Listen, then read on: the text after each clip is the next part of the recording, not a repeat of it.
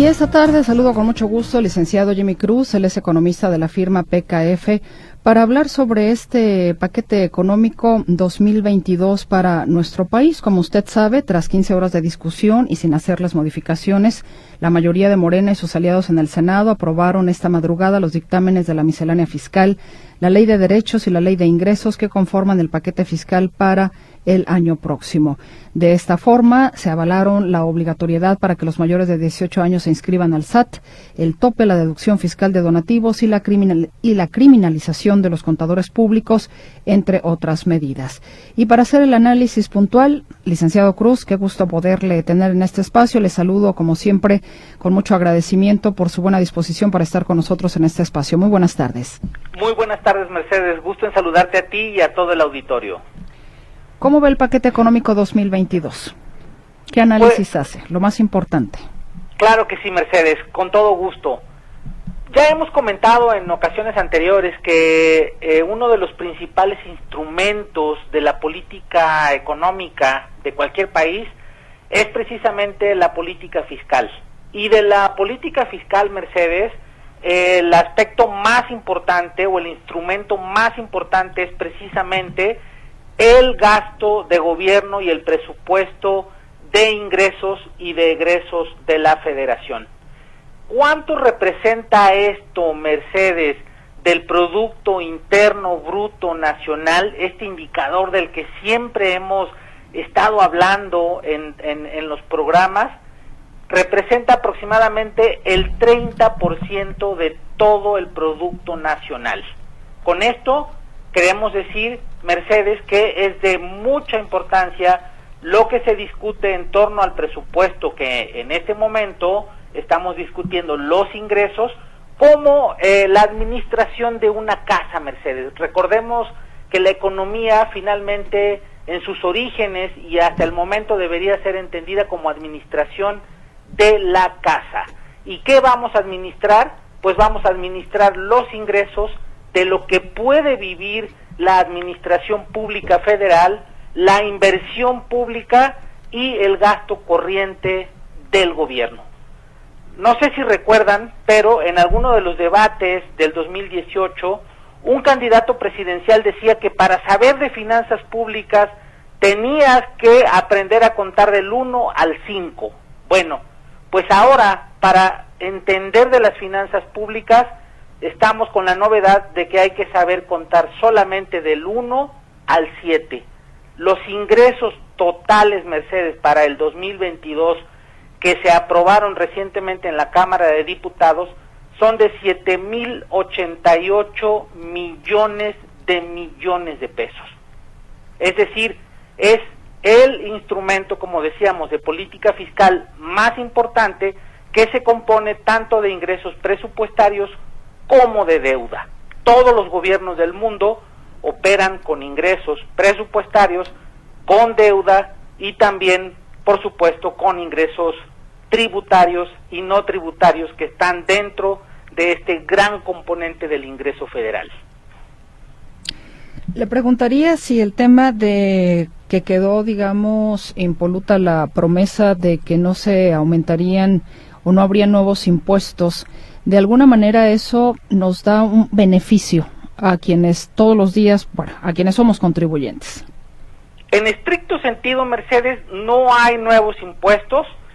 Lo que hay es una serie de lineamientos que limitan la deducción de los egresos en las empresas. Con lo cual quiere decir que, bueno, el gobierno está buscando proteger la base fiscal. ¿Y qué significa proteger la base fiscal? Bueno, precisamente que se mantenga una utilidad constante en las empresas y que ésta no sea deteriorada por actividades, por ejemplo, como lo habíamos dicho, como el outsourcing, por actividades como la deducción de los donativos, etcétera. Esto es en cierta medida positivo, pero recordemos que el Producto Nacional, Mercedes, el Producto Interno Bruto, es de aproximadamente 18 millones de pesos. Esto es, puesto como manzanas, para explicarlo más sencillo, si cada manzana fuera 1 millón de millones, toda la producción nacional son solamente 18 manzanas. Eso es todo lo que vamos a producir en 2022. De todo esto, Mercedes, aproximadamente 4 manzanas, es decir, 4 millones de millones, serán recaudados por impuestos sobre la renta y por IVA. De esto, Mercedes, te quiero poner como ejemplo, y lo hemos dicho en otros casos, el impuesto sobre la renta son aproximadamente 2 millones de millones, es decir, 2 manzanas, que es el impuesto que pagan las empresas privadas y las empresas estatales por sus actividades, ¿sí? De todo esto, para estar en el promedio de la OCDE, Mercedes, nosotros solamente recaudamos aproximadamente el 17% del Producto Interno Bruto.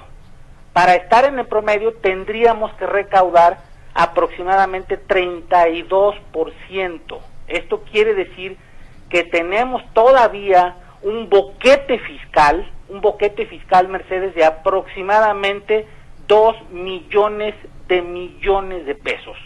¿Y qué es lo que genera este boquete fiscal?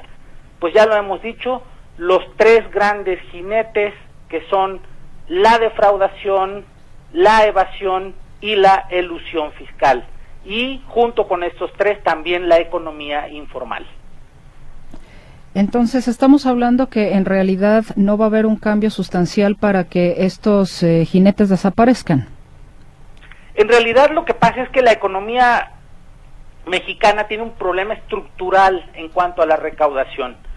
Y de estos 4 problemas que decíamos, el principal es la economía informal. Recordemos, Mercedes, que aproximadamente el 50% de la economía en México es informal. Es decir, no hay medios para recaudar, no hay medios para fiscalizar y por lo tanto no hay medios suficientes para cobrarle impuestos a toda la informalidad. Este es un problema que no es de este gobierno, es un problema que viene de muchas generaciones, es un problema endémico de la economía mexicana. Se habla por parte de la oposición que en realidad este paquete económico no busca apoyar, que no está buscando subsidiar, sino solamente recaudar más, cobrar más. Así es, en cierta medida eso es cierto, y la nota no tan positiva de estas medidas es que se intenta recaudar a través del sector que siempre paga impuestos, que es el sector formal de la economía. Uh-huh. Y particularmente en los últimos 2 años, Mercedes, se ha fiscalizado de una manera muy persistente, muy constante y muy consistente, sobre todo a los grandes contribuyentes. Entonces ahí tenemos un tema que arreglar. Sí es muy importante que las autoridades fortalezcan sus mecanismos de comprobación y fortalezcan también la recaudación, pero también es importante ampliar la base de contribuyentes. Eso es lo que verdaderamente va a provocar que la economía mexicana, que el presupuesto sea mayor, que recaudemos lo que tenemos que recaudar, porque el principal problema de nuestro país, el principal problema del gobierno, se llama falta de recursos. Es decir, no hay dinero para ejercer el gasto corriente, no hay dinero suficiente para la inversión pública y por lo tanto no hay dinero suficiente en las finanzas públicas para crecer. La opción sería endeudarnos, pero bueno, ya hemos visto que una de las políticas principales de este gobierno ha sido no contratar deuda sustancialmente. ¿Qué tanto influye la parte de lo legal justamente para que no podamos alcanzar estos números de la producción, por ejemplo, que ya nos decía del Producto Interno Bruto? Me pareció muy ilustrativa la comparación con las manzanas para poder entender ahora sí qué significan económicamente o monetariamente cada una de estas manzanas para poder tener, pues podríamos decir, este déficit que estamos cargando.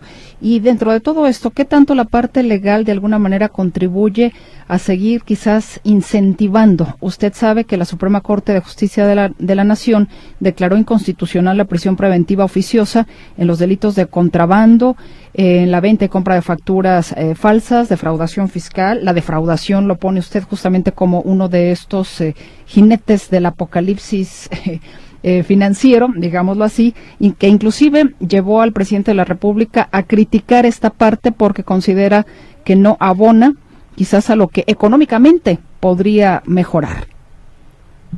Para crecer más, Mercedes, definitivamente en el 2021 estamos esperando un crecimiento de este Producto Interno Bruto aproximadamente de 6.25% para este ejercicio, lo cual todavía no nos va a sacar de la crisis del 2020 por la pandemia, cuando caímos 8.5%, es decir, nos vamos a recuperar hasta el año 2023.